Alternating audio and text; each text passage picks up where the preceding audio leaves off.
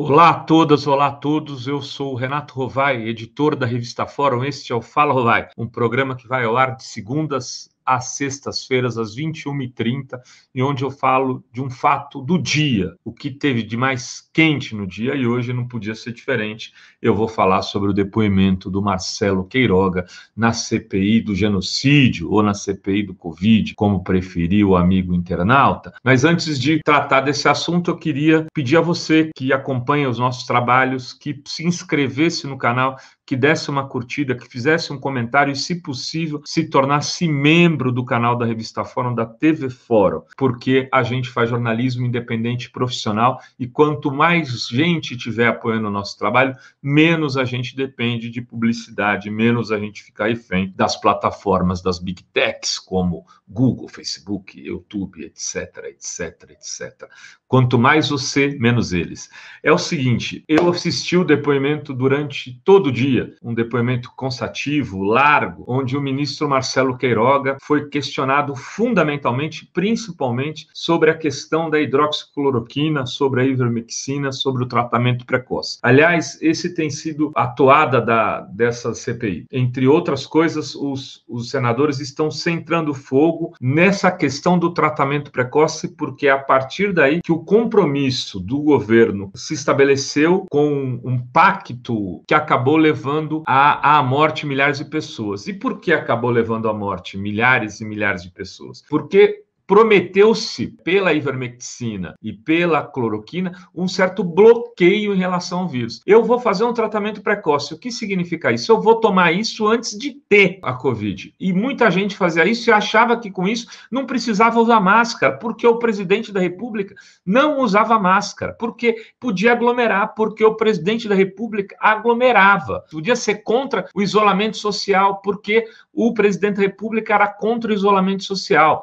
Então, todos desmandos em relação aos pactos que seriam republicanos e civilizatórios da saúde eram quebrados em função, de alguma maneira, do tratamento precoce. E foi isso que os senadores cobraram do ministro Marcelo Queiroga. O que ele tinha feito em relação à hidroxicloroquina e ivermectina, a esse tratamento precoce, e se, porventura, ele aconselhava as pessoas a fazê-lo, se o Ministério da Saúde já tinha tido alguma medida em relação a isso.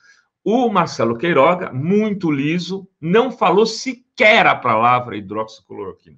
Se furtou a falar, falava fármacos, e disse que isso estava sendo investigado, que isso estava sendo debatido num grupo de técnicos que iam ter um posicionamento final. Pasmem! 1 ano e 2 meses depois que começou o Covid no Brasil, que se deu o primeiro caso, que foi lá para março do ano passado, o Ministério da Saúde agora constituiu um grupo para debater se a hidroxicloroquina serve ou não a ser utilizada no tratamento do Covid, sendo que o presidente da República usava caixas de hidroxicloroquina como publicidade. O presidente da República, quando ficou doente, ficava tomando ali uma esplanada, dando para garça, fazendo palhaçada.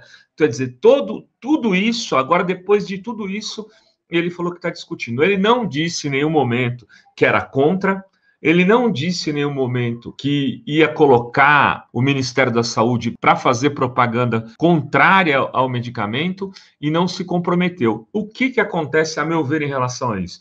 Isso torna o Marcelo Queiroga cúmplice das mortes durante, no mínimo, o seu período de gestão no Ministério da Saúde.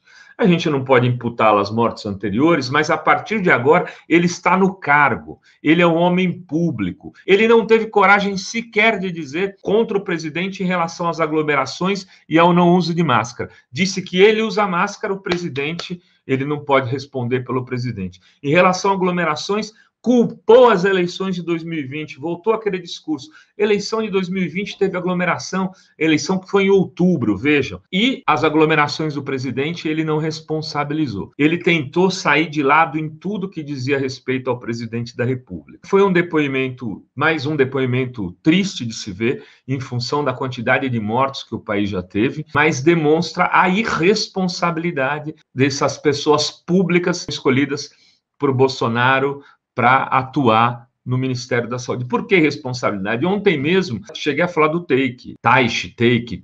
Tuque, enfim, o ex-ministro lá que ficou um mês, o rápido, The Flash. Ele também fez um discurso, eu sou técnico, vim aqui como técnico, a mesma coisa do Queiroga. Eles parecem que não foram escolhidos porque têm alguma atividade pública, porque eram técnicos. O outro ficou, eu fiquei só até o dia que me mandaram usar hidroxicloroquina. Aí eu decidi sair. Esse não falou a palavra para se eximir de qualquer responsabilidade futura. Só que isso foi dito pelos senadores, principalmente pelo senador Renan Calheiros, pelo senador Rogério Carvalho. Alguns senadores foram muito incisivos em falas com ele. A Simone Tebet foi para cima para que ele respondesse sobre a hidroxicloroquina e ele escapava de todos os questionamentos. A CPI está ainda num certo momento de pré-aquecimento. O grande depoimento será o depoimento do ex-ministro Pazuello, esse é o mais aguardado, mas enquanto isso outros vão chegando e já vão dando elementos, construindo uma narrativa que pode levar, sim, a um relatório final muito duro, se não um relatório final comprometendo o presidente da República. Olha eu aqui, o que o desejo faz. O presidente da República, Jair Bolsonaro, com as mortes, com boa parte dessas mortes que o Brasil tem assistido no último ano e pouco. Enfim, para quem não assistiu o depoimento do Marcelo Queiroga, não perdeu muita coisa. O resumo que eu acabei de dar, sim, de fato, não passou disso a sua participação ali. Ele ficou basicamente respondendo questões relativas à hidroxicloroquina, que tem se tornado a chave dessa CPI até o momento. Sim, teve uma coisa importante. No meio do depoimento, o Renan Calheiros levantou um fato de um hospital da família do Queiroga, lá na Paraíba, que estava alugado, fechado, e que, de repente, pouco antes de se tornar ministro, foi colocado à venda e reabilitado pelo SUS. Essa é uma história que pode vir a render, mas o ministro desmentiu, disse que é do sogro, que não tem nada a ver com isso, mas se por acaso isso avançar, aí o Queiroga vai estar com o bundão branco dele na janela. Era isso que tínhamos para hoje. Beijos a todas, beijos a todos. Amanhã, nesse mesmo horário, a gente volta.